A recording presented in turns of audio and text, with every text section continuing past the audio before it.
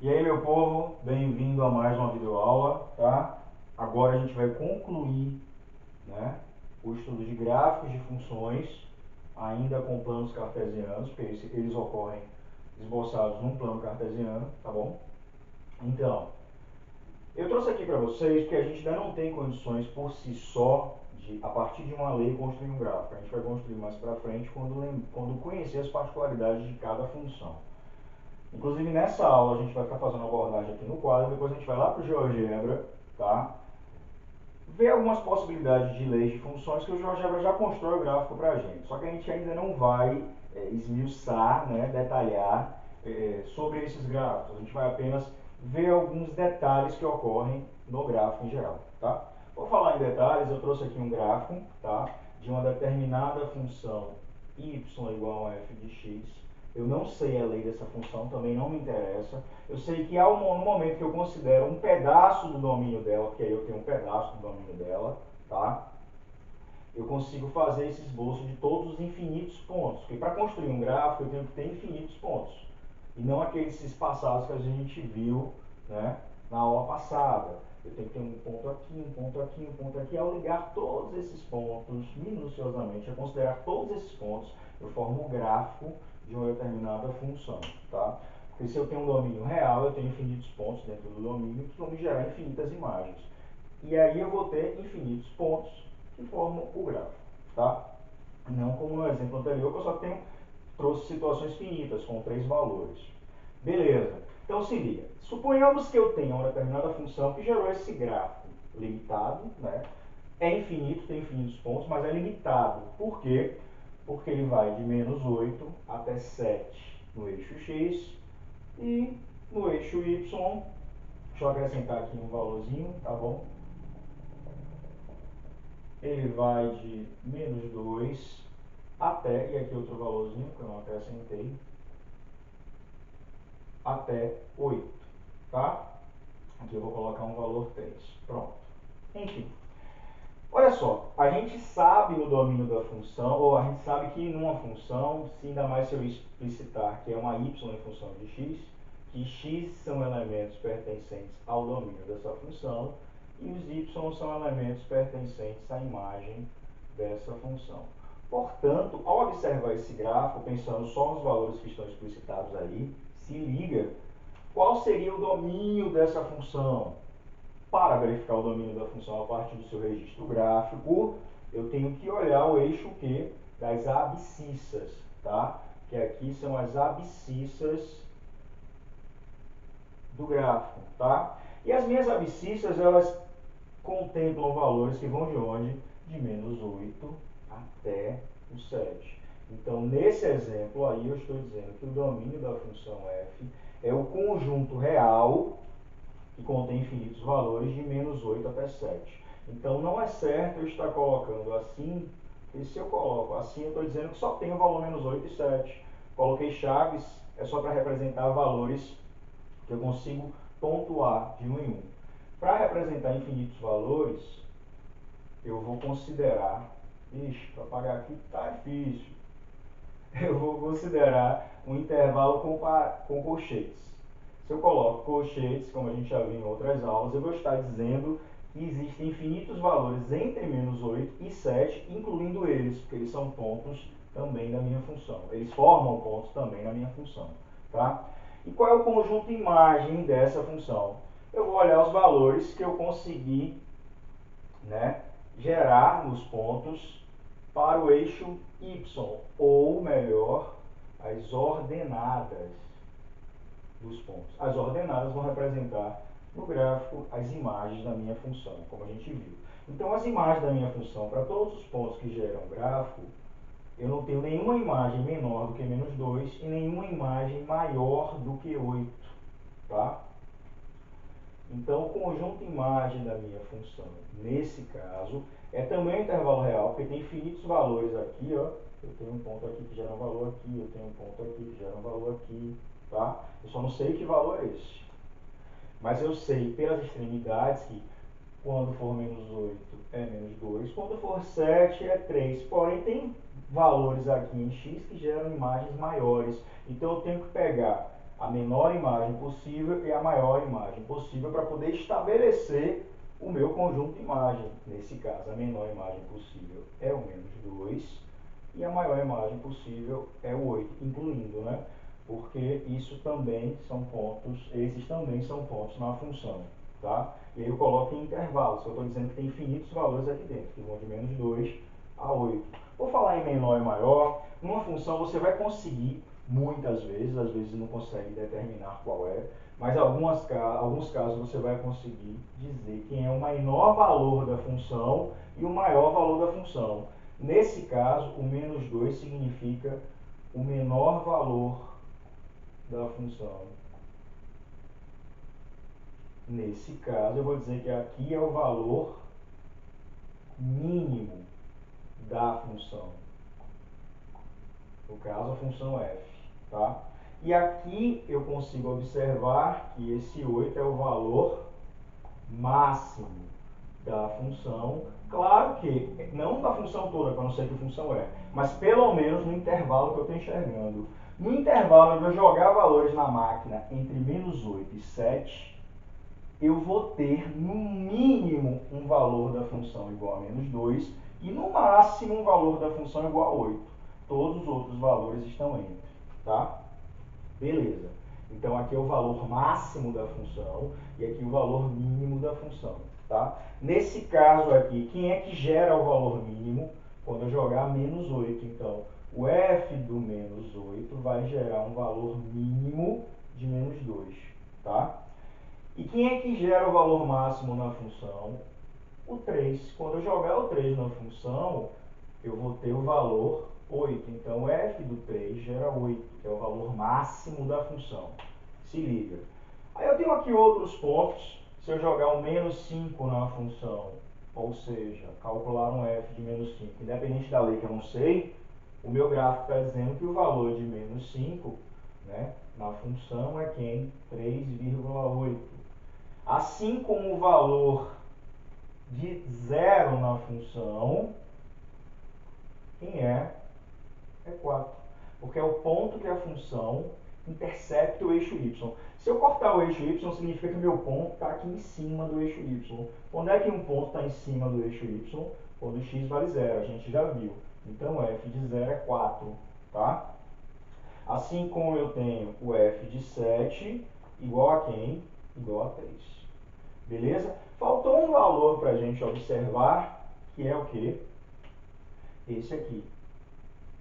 Menos 15 sobre 2. Ele é um ponto do gráfico, é um valor, o gráfico está passando por aqui, então aqui eu também tenho um ponto. É um ponto particular, que está em cima do eixo das abscissas. Quando é que um ponto está em cima do eixo das abscissas? Quando a ordenada vale 0. Então aqui eu estou dizendo que, quando eu considero f de menos 15 sobre 2, a imagem é 0. O que é que eu estou dizendo das nossas aulas anteriores? Quando a imagem é 0, o que é que eu posso afirmar?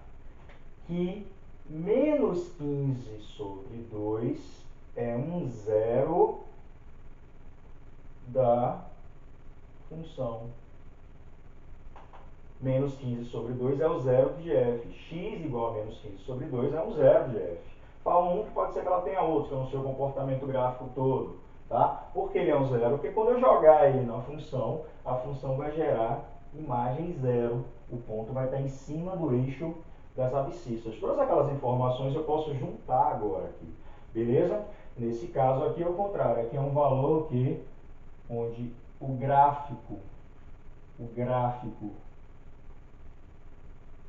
de f intercepta o eixo y. Toda vez que o x for 0, o gráfico está interceptando o eixo y. Bom, basicamente eu consigo observar isso só de olhar um gráfico, tá? Eu mais à frente vou observar outras coisas, crescimento e decrescimento, mas por enquanto eu não vou falar disso, tá bom? E vou finalizar aqui essa parte do quadro, a gente vai no GeoGebra para usar a ferramenta, né, nesse estudo aqui de plano cartesiano, entender um pouquinho, até rever essas informações só com a tecnologia. E na próxima aula a gente vai ver paridade e acabar essa parte introdutória de funções reais, tá? Fique ligado, curte, compartilha, tá? Se inscreve no canal se não fez. Até. Vamos lá agora ver a nossa aplicação dos gráficos aqui no GeoGebra. Esse GeoGebra é um programa, vocês devem ter visto em outras videoaulas que estão aí no canal, muito útil para uma abordagem geral, não só com geometria, com questões de geometria, mas com álgebra também, porque aqui é um ótimo ambiente, um rico ambiente de geometria analítica, geometria com álgebra, tá? Ele trabalha visualizações gráficas, algébricas, numéricas, os vários tipos de registros matemáticos mais úteis, tá? Ainda traz a língua materna, que eu posso escrever por aqui também. Então, vamos lá para a gente complementar nossa aula. O GeoGebra já tem de cara aqui numa primeira janela de visualização que é aberto o nosso plano cartesiano. A priori ele vem com esse tipo de escala, mas você pode mudar a escala aqui do plano cartesiano do eixo x e do eixo y. Eu posso botar 2 para 1, tá? O x cresce de 2 em 2, enquanto o y cresce de 1 em 1, e assim vai, tá? Mas eu vou deixar de 1 para 1 mesmo a escala. Ficou de 2 para 2.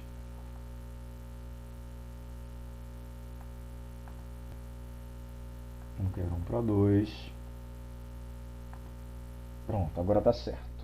Beleza, eu posso aumentar e diminuir zoom. Não, posso diminuir zoom, aumentar zoom, para que eu veja melhor. Enfim, vou deixar aqui bonitinho. Aqui eu marco pontos, basta vir aqui na janela de entrada, né? Ou simplesmente clicar ponto e clicar no GeoGebra. Cliquei o ponto A. Eu cliquei precisamente nessa interseção. Ele já vem com as interseções aqui, as malhas de interseção, que eu também posso remover, para não vir malha nenhuma, mas eu vou deixar que é importante para visualização, é interessante agora para a gente, para visualização, tá? O A tem coordenadas 1 e 2, tá? Eu posso mudar as configurações desse ponto aqui, eu posso mudar a cor, ok? Eu posso vir aqui e mudar a cor do meu ponto, por exemplo. Eu posso mudar a minha espessura, posso mudar o meu tipo, botar ele vazado, e assim vai, tá? Mas isso não interessa muito pra gente agora, não. Tem a questão estética, eu sugiro que vocês baixem e mexam. É interessante que a melhor versão para o computador, a mais completa, principalmente pra gente, é a Classic 5, 5 ponto alguma coisa, tá? No site do GeoGebra, www.geogebra.org, vocês vão encontrar. Mas eu também posso marcar pontos aqui, por exemplo, ponto de coordenadas menos 2, aí eu coloco vírgula, não ponto e vírgula, 5.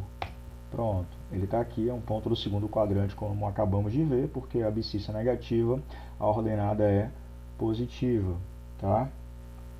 Ou também posso marcar, fazer automaticamente aqui gráficos de funções, né? Suponhamos que eu queira fazer um gráfico de função x ao cubo mais 2x. A gente vai detalhar sobre esses gráficos no futuro. Menos 5 ou menos 2. Deixar assim mais bonitinho. X ao quadrado. Deixa esse daqui. Mais 4. Pronto. Vai ficar o gráfico aqui melhorzinho. Melhor. Mais 3. Pronto. Deixei o gráfico. Essa é a função. Deixar inclusive aqui. Bonitinha. Ok?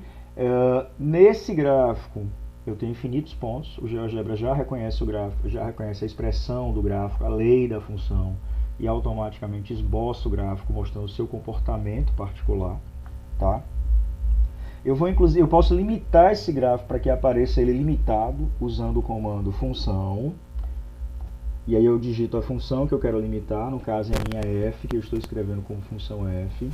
Eu quero limitar ela a um valor, como acabamos de ver, de menos 3 de domínio, aqui são os valores do domínio, até 2. Pronto. Aí o que acontece? Eu vou gerar a função com limitação de domínio, não quero um gráfico inteiro. Se eu esconder, porque ao clicar nessa bolinha eu consigo esconder o objeto, ó, ele não aparece mais para mim. Então, se eu esconder e deixar só essa função, vou diminuir o zoom para que eu veja melhor o gráfico. Aparece uma função limitada agora, tá? Mas eu vou ampliar, que eu quero ver melhor o valor menos 3 aqui. Pronto, melhor assim. Por exemplo, nessa função g, quem é o g de menos 3? Se eu digitar isso, vai aparecer a resposta menos 6, que é a imagem, tá? Se eu marcar o ponto, eu também posso marcar, aí eu posso marcar o ponto menos 3 e menos 6. Pronto, está ali. Ah, mas não tem uma maneira mais prática de marcar o ponto sem primeiro achar o valor da imagem? O GeoGebra já acha a imagem direto. Por exemplo, eu quero esse ponto aqui que eu estou visualizando, que é 2,19, a imagem do 2.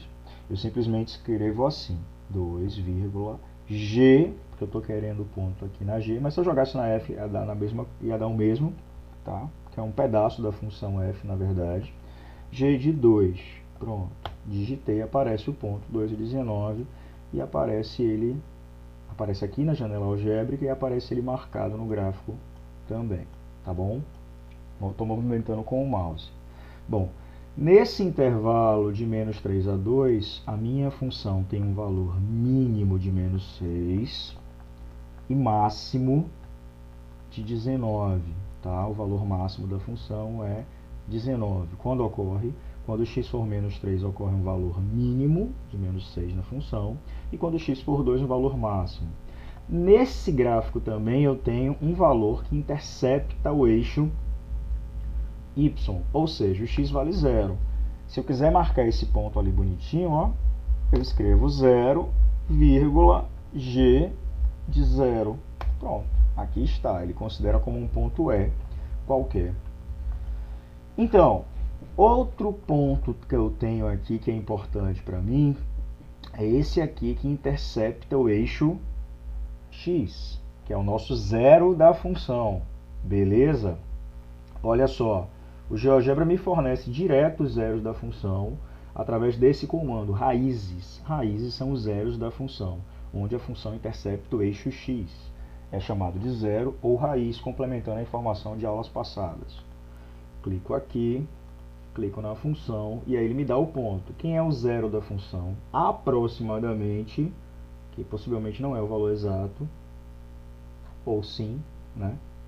Depende da fração que é dada aqui, a gente pode fazer a conta na mão, né, no papel, jogando assim, jogando zero aqui. Na verdade, isso deve ser um valor aproximado.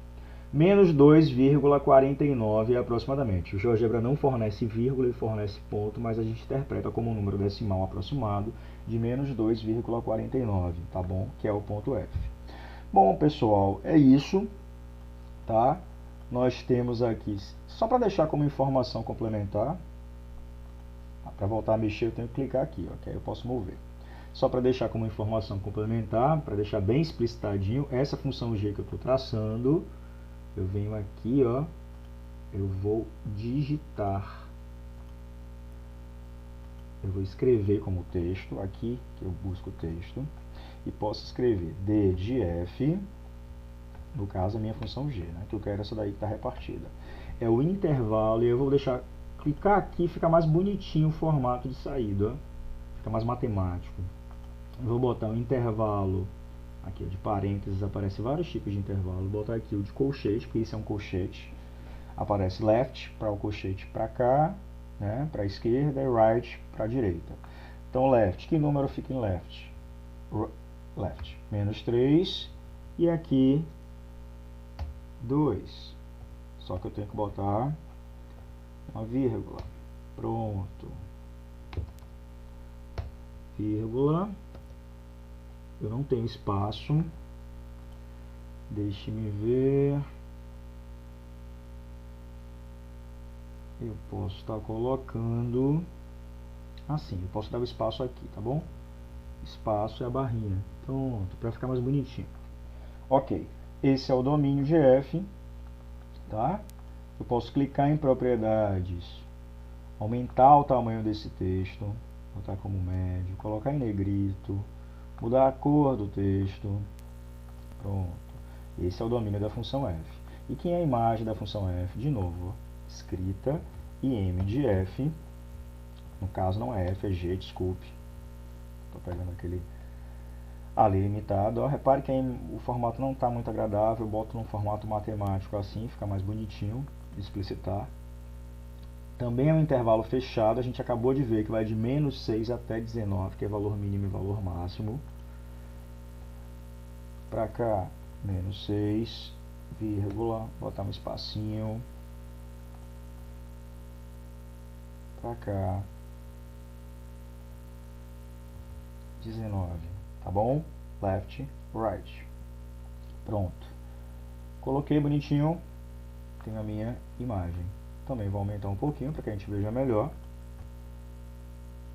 Azul, texto médio, negrito. Pronto.